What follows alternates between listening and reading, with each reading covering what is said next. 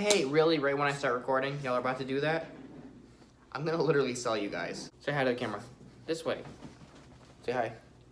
Say, look. Say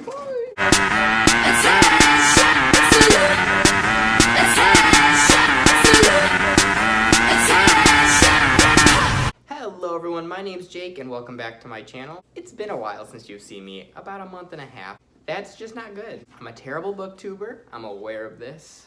So, now that we got that out of the way, let's just, get into the actual video. Today's video is gonna be my BookCon and New York City book haul. BookCon was almost 2 weeks ago now. Once again, it's been a minute since that's all happened and I still haven't filmed this video, but better late than never, am I right? I'm sorry if it kind of sounds echoey in this video. I actually just moved into my apartment last week and I don't have everything full.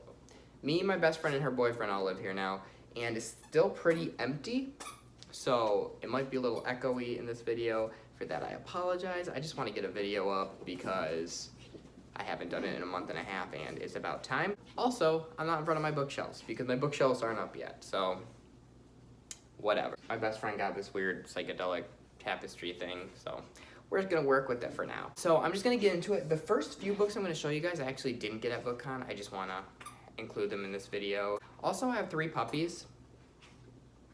So that's what you hear killing each other in the background. It's fine. I bought 2 books from Abby Barnett, I think's her name. Her YouTube channel, Tulip Swift. She has a Depop channel. Those books are packed away somewhere, so I can't show you them, but they're Everything Leads to You by Nina LaCour and Black Hearts by Holly Black. I don't know. I bought them from her. I really wanted to read Everything Leads to You, and someone was a dick to her on her rating, so I decided to buy something and give her a good rating, because it was really good service too, so I don't know what the issue was. But yeah, so I bought those, but the first physical things I have to show you are the first 3 volumes of Paper Girls. So I got Volume 1, Volume 2, and Volume 3. I also bought these off of Depop. I'm not sure whose shop I bought them from, but I got them all for I think it was $15 total, so that was pretty good. I'm not sure what the series is about, but I know it has LGBTQIA plus characters, so that's always a plus. More diverse graphic novels and mangas to read, so this seemed perfect. And the color schemes on these covers, love that. This next book I actually bought to get signed at BookCon, but I ended up not going to that signing. But it was I Wish You All the Best by Mason Deaver. I read this. I read part of it while in New York and then the rest of it when I got home. This is very good. Mason Deaver, I saw them at BookCon and I wanted to say something to them, but I'm a pussy, so I didn't. But this follows our main character, Ben. They're dealing with their gender identity, kind of realizing that they're not a boy. They identify as non-binary, and they prefer they/them pronouns. So they tell their parents this, and their parents kick them out of the house, and this kind of just follows their story. But this just follows their journey, gaining the courage to tell other people, feeling safe. Their life, for a little bit, it's kind of like a slice of life. It follows their senior year, and it's really fucking cute, but it's not easy to read. It's definitely has a dark undertone to it, obviously, because they're dealing with a lot. I will say, this has one of my new favorite characters of all time in it, Nathan. Obsessed with him. So, read this. The last book I have to show you that's not from BookCon is The Lost Hero by Rick Riordan. I am a Percy Jackson fan. I love Percy Jackson and the Olympians. It's my favorite series of all time.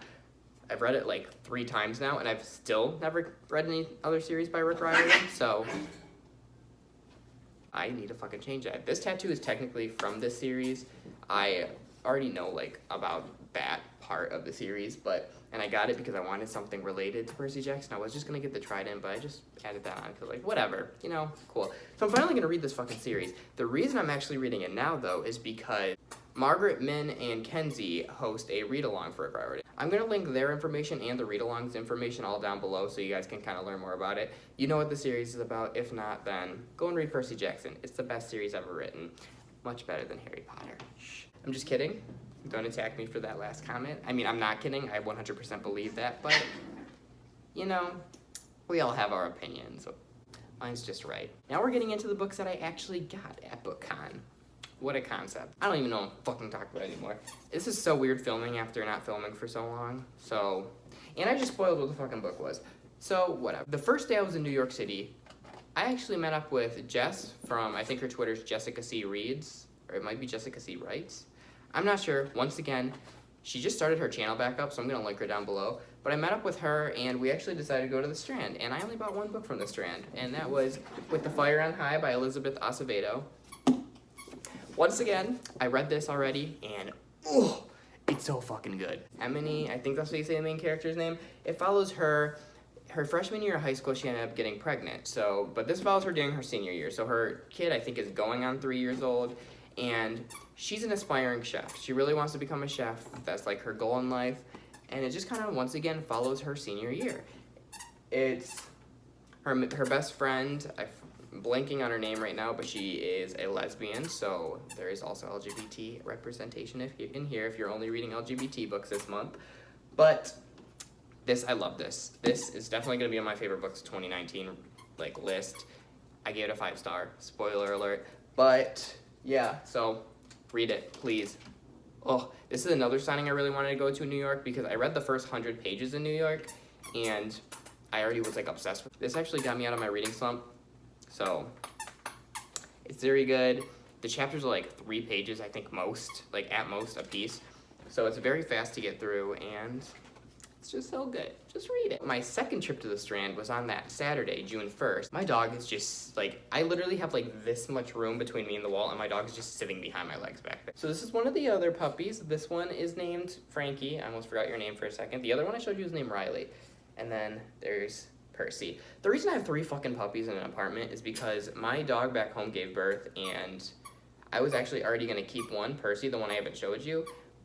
And then my roommates decided they wanted one too, which was Riley, the first one I showed you. Then we just felt bad because this was the last puppy, and I didn't want to leave her alone without her sisters, so we brought her here. So she has one really blue eye and one black eye. It's really fucking weird, but she's really fucking cute. The first book I got was Birthday by Meredith Russo, and all I know about this is it follows 2 guys born on the same day. I believe they're both guys. I'm sorry, this is not about 2 guys. One of them, actually, I'm not sure for sure what they identify as, but it doesn't seem like they identify as a guy. So this follows 1 guy and 1 person, not really sure what they identify as, that are born on the same day, and they actually, it just follows them, their first 18 years of life and kind of how they eventually fall in love. They fall in love. It's called A Love Story, 18 Years in the Making. So it seems really fucking cute, and I'll probably read this some point this month, but very excited about this one. The next book I got from the Strand was Campfire by Sean Sarles. This is one of James Patterson Presents his imprints books, and this is a horror. I saw this a year or 2 ago, and I really wanted to get it, but I never did. So I saw it for what was it, $9 at the Strand, and I was like, she's mine. Hey! Shut up. But this follows a family that's going camping. Their dad, they're all sitting around the campfire while their father, I believe, is telling them ghost stories, and he talks about these mountain men type people that are supposed to live in the area they're camping, and they kind of butcher people. And then I'm pretty sure the following day that comes true. These mountain men come and start killing people. So seems good. I haven't really heard a lot about this on BookTube. I don't think I've heard anything about this on BookTube, maybe once, but it's seems right up my alley, so I picked her up and I'm gonna read her. The next book I got from the Strand was Turtles All the Way Down by John Green. I, for some reason, thought this was a tall hardcover, but this ain't tall. Oh, I just realized there's a bookmark in here, a Strand bookmark. But you all probably know what this is about because I fucking don't. But it's John Green. I usually like John Green. Actually, I've read 3 books by him and all of them got a 4 or a 5-star, so I'm a fan of John Green and I just needed to add this to my collection. Up next is Internment by Samira Ahmed. Probably saying that name wrong. All I know about this one is it follows a dystopian world, which honestly isn't much that far from where we're at right now because fucking mess. But it follows a dystopian world in which there are Muslim internment camps, and it follows our main character who is trying to resist this. So this does follow her and her family being sent to this internment camp, and she has to fight from the inside to try and fight for what's right pretty much, fight against these racist assholes. And I've heard mixed things about this book. I've heard some people really love it, some people don't like it and say that it seems more like middle grade or juvenile writing style, but I really don't mind that type of writing style usually, like unless it's really bad. So I'm really excited to read this. I love this cover. I love white covers with like just a simple picture in the middle. It's just... Next up, I got a really popular book on here. It came out 2 years ago, maybe even 3 years ago. I think it was 2017. But it was When Dimple Met Rishi by Sadia Manan. Again, I don't fucking know much about this. I used to know a lot about it back when it was really popular and everyone was reading it, but I kind of forgot. I know it follows 2 characters, Dimple and Rishi. They're being set up in an arranged marriage, but I'm pretty sure they actually end up falling in love. This might have something to do with like a camp. Yeah, so it follows them going to this camp for aspiring web developers, and they kind of fall in love, maybe, probably. Like I said, I'm not really positive on that. I read her other release, not the one that just came out, but the one before that. From Twinkle with Love, I think it's called. And I really enjoyed that, even though I didn't care for Twinkle, the main character, much, but we'll see. I also bought this bookmark. It's like a canvas bookmark that says, "Fuck off, I'm reading." I really like that, so I popped the perch. Okay, so I believe this next one was the first book I picked up at the Strand when I went the second day, and it is Girls on the Verge by Sharon Biggs Walker. And the only person I've seen talk about this book is Kaylee over on Dog-Eared Page, and she actually really enjoyed this. It follows 3 girls, one of which is pregnant. I forget their age, they're teenagers, and I believe in the state they live in, abortion's illegal, so they kind of have to go on this like journey to kind of get her an abortion, which is her right. So, once again, this is very relevant right now with all the abortion laws happening because, you know, old white men can't just let women decide what to do with their own bodies. But we're not gonna get into that right now. Anyways, I'm really excited to read this. This is really fucking short. It's like 230 pages. So, get off and stop biting my books. Now they're biting my books. I'm gonna throw this at you. So I have 2 more books that I bought at the Strand. The first one is Feral Youth, edited by Sean David Hutchinson. This follows 10 teenagers on this like wilderness education camp for troubled teens.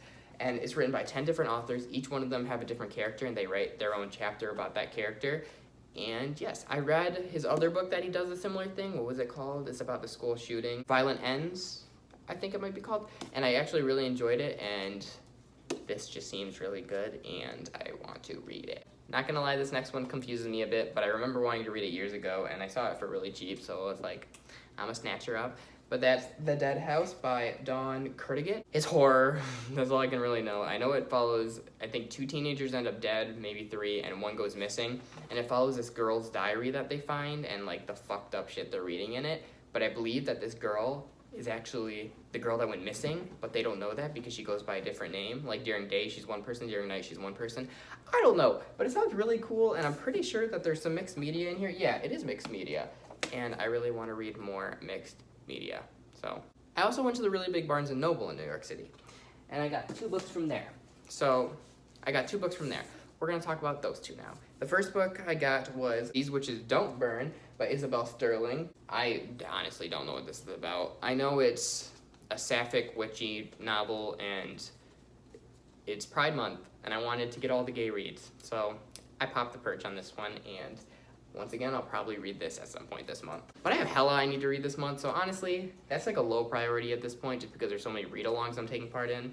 And the other book I got, which is actually part of a read-along, is We Hunt the Flame by Hafsa Faisal. I'm for sure saying that wrong. I probably should have looked up how to say that before I started filming. I forgot I bought this book, so I didn't even think about it. B has a book club called Pages and Prose, and they pick 2 books a month, and this month they're reading We Hunt the Flame and Girls of Paper and Fire, which I'm going to try and read both those books. But I saw it at Barnes & Noble, and I haven't owned it yet, so I was like, I probably should buy it sooner or later. So I picked it up. Once again, I have literally no idea what this is about. I know it's an Arabian-inspired fantasy. That's all I really know. I've never read anything that is defined as that, so I'm excited to read it. I've heard only good things about it so far, and hopefully I love it. My dog was just chewing on this. We're on to the 6 books I got from BookCon, 4 of which are ARCs.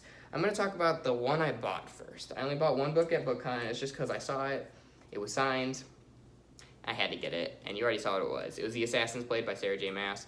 I've read Throne of Glass, and I want to read this before I read the rest of the book, so I had to get it anyways because I didn't own it.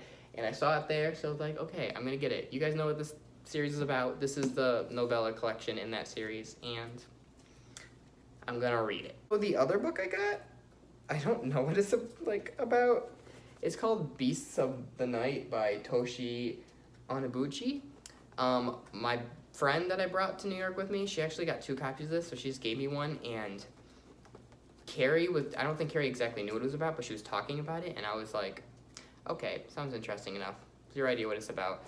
I really need to figure out what it's about, but I'm gonna try it out because I got it and it was free. This isn't an ARC, by the way. This is a finished copy. So the ARC that I'm most excited for is The 10th Girl by Sarah Faring.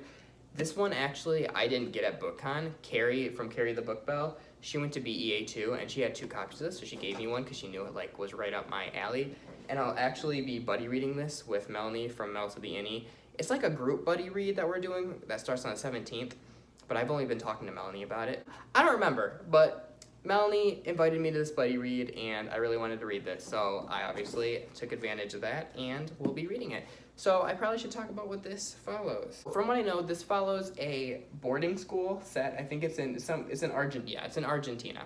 It follows this boarding school, and this woman becomes a new teacher at this boarding school, and one of the students go missing, and I'm pretty sure like no one knows. Like everyone's acting like this person never existed, so the teacher's like think she might be going crazy. The staff and students start acting weird, like kind of possessed and shit. So this teacher's just kind of trying to figure out what the fuck is happening.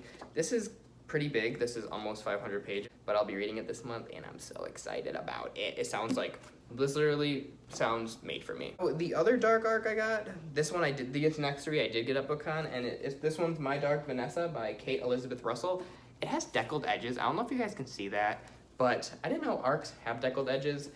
This one actually had a line for it, and they had a bunch left over afterwards, and they're just kind of letting people take them. So I went up and took one because I saw Stephen King blurbed it, and that's really all I needed. But I ended up reading the synopsis, and this does sound interesting. This follows a split timeline. The first timeline follows this 15-year-old girl who's in a relationship with like a 42-year-old man, and this girl does think she's like in love with this guy. And then the second storyline follows this woman, but all grown up, and she's kind of thinking back like, yes, this man was a big part of my life, and yes, I loved him at 15, but he's a pedophile. That's kind of fucked up. And I believe people are coming out about stories about this guy. I don't know if it's about this guy or just in general, and these women that are speaking up about it kind of give her the strength. So this is these women coming out about this stuff is kind of helping her realize I was in a fucked up situation, I was manipulated, I was a child. And once again, I think this is a really important read, especially now. It's a very good example of why the Me Too movement is important, because a lot of people like to shut that movement down, but they don't realize that the reason these women are coming out about their stories now is because they finally feel safe enough to discuss this stuff publicly. Like, they probably didn't feel that way before. And I'm talking about a lot of political shit in this video. The United States fucking sucks. We already know that. Boston at BookCon actually was like, made a good point when we read the synopsis. She's like, wait, is this written by a woman or a man? Because it'd be really weird if it was written by a man. Thankfully, it's written by a woman. That would be a kind of weird story for a man to write, not gonna lie. But yeah, My Dark Vanessa. So they pretty much were handing out tickets, and Angela and I went up to this booth to get tickets, and there was one left. And Angela was sweet enough to let me have the ticket because I didn't get an ARC at all yet. So thank you, Angela, for that. And that was Queen of the Conquered. It says Karen Calendar on here, but the author actually goes by Kaysen Calendar now. So yes, I believe they are, I think they might identify as non-binary. I know they don't identify as a female, so, but I'm not really positive on what they do identify as. All I really know about this one is it's a Caribbean-inspired fantasy novel. It has the YA snake on it, so I don't know. The author was really fucking sweet. They signed my book. They signed it, and yeah, they complimented my hair. I believe they also had blue hair, and we're best friends now. That's how it works. But this one is The 10,000 Doors of January by Alex E. Harrow. I really don't know what this is about. I know I've said that about literally at least every other book in this haul, but I know the main character is a girl. She lives in this mansion. She finds a book. I don't know if the book parallels her real life or if it like releases stuff into the real world. Something about a book. I don't know. The cover is really fucking pretty, and who was it? I know someone really loved this book. I can't remember who it is, but I trusted their opinion, so I snatched it up when I saw it. I don't even know how many books I just showed you guys, but that was my BookCon in New York City Hall. Oh, I didn't show you Percy. Percy! I showed you the other 2 puppies, so I might as well show you Percy. This is my baby. Here's Percy. The other two are fucking jumping on my legs right now. Hey, Percy. She's the most chihuahua out. I mean, they're all chihuahuas, but she's the most chihuahua-like out of all of them. She is very clingy and very annoying, right, baby? You're very annoying, right? And she gets very nervous over everything. Like, she's acting all shy now, even though she was just fucking murdering the other two dogs. So, don't know why she's putting on this act right now, but she's not as sweet as she looks. But you guys, you met all my dogs now. Oh, now she's acting all sweet to the other two dogs. Fake. Anyways. But yeah, thank you guys for watching my video. Now that I'm moved out, I'm hoping I can get on a more regularly scheduled uploading schedule. I'm excited to film and post again, which I wasn't when I was living at my parents' house, just because I only had certain times I could film, and now I live in my own place.